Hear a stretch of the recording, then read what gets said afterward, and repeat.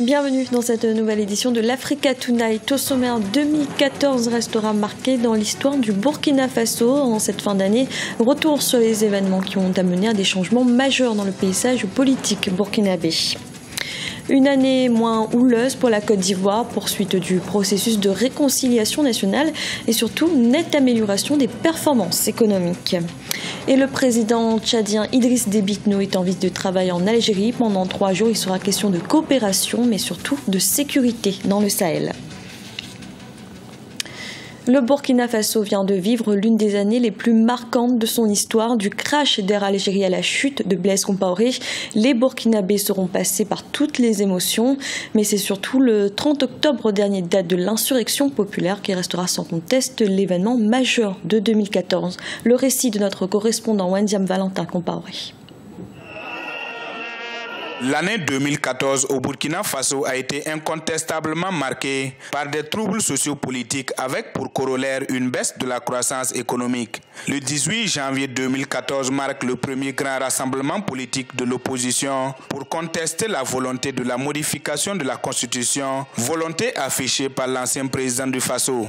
Le 30 octobre, à l'appel de l'opposition politique et une partie de la société civile, les populations prennent d'assaut l'Assemblée nationale pour empêcher la modification de l'article 37 de la Constitution. C'est ainsi que le 31 octobre 2014, suite à ce soulèvement populaire, le président Blaise Compaoré quittait le pouvoir après plus de 27 ans à la tête du pays des hommes intègres.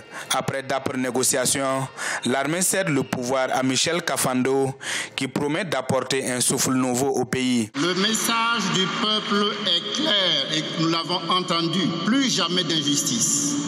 Plus jamais de gabegie, plus jamais de corruption. Cette crise a eu un impact sur la croissance économique ainsi que les recettes fiscales du pays. Sur une prévision de 605 milliards, revue à 590 milliards, l'État ne pourra finalement mobiliser que 522 milliards de francs CFA. Vous savez que les investisseurs sont des gens qui anticipent. En observant la scène politique nationale, il y en a qui anticipent déjà et qui, on l'a remarqué surtout au niveau des importations, la cour des importations a sensiblement baissé. Selon la charte de la transition, le mandat du président Kafando prend fin le 17 novembre 2015. Les institutions de la transition mises en place, le regard est donc tourné vers les élections de 2015. Mais au sein de la population, la grogne sociale est toujours forte. Et pour le président du Conseil national de la transition, il faut une trêve sociale pour une transition réussie et apaisée. Nous devons nous concentrer sur l'essentiel, à savoir l'organisation des élections de 2015. Lors de cette insurrection populaire, 24 personnes ont perdu la vie et 625 ont été blessées. Des biens publics et privés ont été saccagés. Une situation qui a plongé plus de 5000 salariés au chômage. Le coût des dégâts est estimé à environ 200 milliards de francs CFA. L'heure est également au bilan Côte d'Ivoire. En 2014, le pays n'a pas connu de grands bouleversements, mais des étapes ont été franchies, notamment sur le plan de la réconciliation nationale. Et surtout, pour la première fois depuis la crise post-électorale, les perspectives économiques sont de nouveau au beau fixe. Le film de cette année avec notre correspondant Olivier Conan. La Côte d'Ivoire a connu de grands moments en 2014. Au plan culturel, le Massa, marché des arts du spectacle africain, a consacré le retour d'Abidjan comme plaque tournante de la culture africaine. Sur le plan politique, 2 des 3 grands partis vivent des moments agités. Au PDCI, Parti démocratique de Côte d'Ivoire, l'appel de Daoukro lancé par le président du parti, Henri Konan Bédié, à voter pour Alassane Ouattara à l'élection présidentielle de 2015, dans le cadre du rassemblement des oufoutistes pour la démocratie et la paix, suscite des résistances.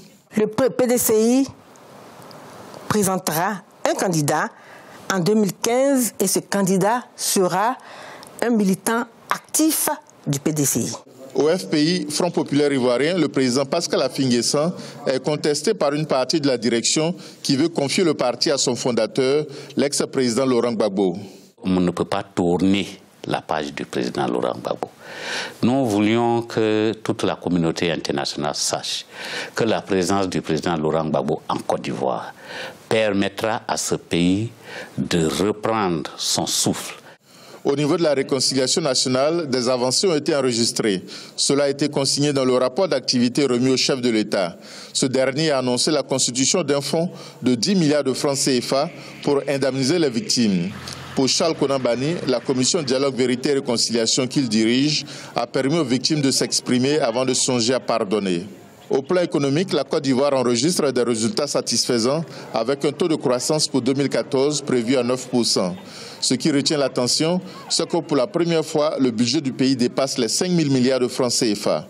Un tiers du budget 2015 sera consacré à l'investissement et la réduction de la pauvreté. Le budget 2015 prévoit une dotation de 164,6 milliards de francs CFA pour l'agriculture, notamment à travers les subventions pour le secteur coton, la filière rizicole, et une dotation de l'ordre de 13 milliards de francs CFA a été inscrite spécifiquement pour des dépenses ciblées sur l'emploi. Enfin, le mois de décembre a été marqué par l'inauguration du 3e pont d'Abidjan. Long d'1,5 km, ce pont à péage va réduire les difficultés de circulation dans la capitale économique ivoirienne. Le 3e pont symbolise l'accent mis par les autorités sur les infrastructures pour développer la Côte d'Ivoire. Dans l'actualité également, le président tchadien Idriss Déby Itno est en visite de travail en Algérie. Il est arrivé ce samedi à Alger, la capitale, accompagné d'une importante délégation. Le chef de l'État du Tchad s'entretiendra avec son homologue Abdelaziz Bouteflika. Des discussions qui devront notamment concerner la lutte contre le terrorisme au Sahel. Guevanido. La lutte contre le terrorisme au Sahel occupe une place de choix dans les discussions entre les présidents Idriss Déby et Abdelaziz Bouteflika. Sur invitation de son homologue algérien, les deux présidents tenteront de trouver une solution à l'instabilité grandissante au Sahel, notamment en Libye, pays en proie à des conflits intenses depuis la chute du président Mouammar Kadhafi en 2011. C'est que la situation sécuritaire au niveau du Sahel et du Sahara d'ailleurs en général est marquée depuis un certain temps par l'émergence des groupes islamistes et des groupes terroristes.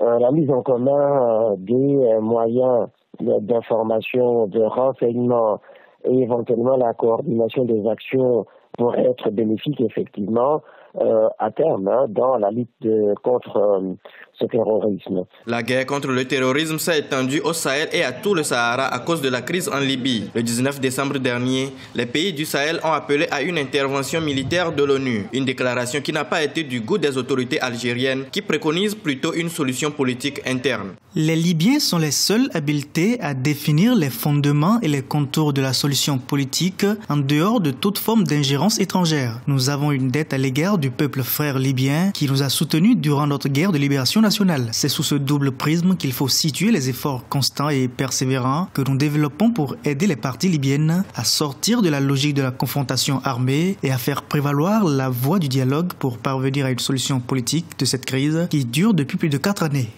Cette visite qui prendra fin ce lundi permettra aussi aux deux chefs d'État d'analyser la nature de la coopération bilatérale qui les unit. Autre point au menu des discussions, les questions d'intérêt commun sur la scène internationale, notamment en Afrique. Le virus Ebola a déjà provoqué 4 960 décès en Afrique de l'Ouest selon le dernier bilan officiel. Des victimes qui pour certaines laissent derrière elles des orphelins. Il serait 3 500 à avoir perdu leurs parents à cause de cette épidémie. Des enfants qui ont besoin d'une assistance rapide. Idelette Mirabel-Bissou.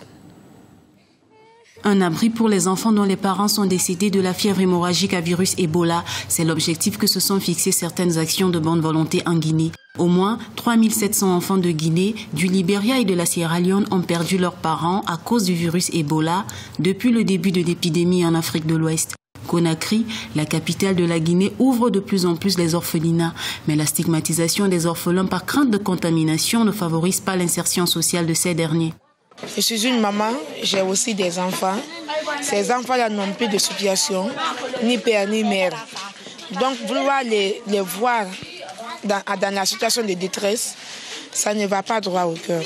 Raison pour laquelle je les ai approchés pour faire mon mieux, afin qu'ils ne se soient plus stigmatisés.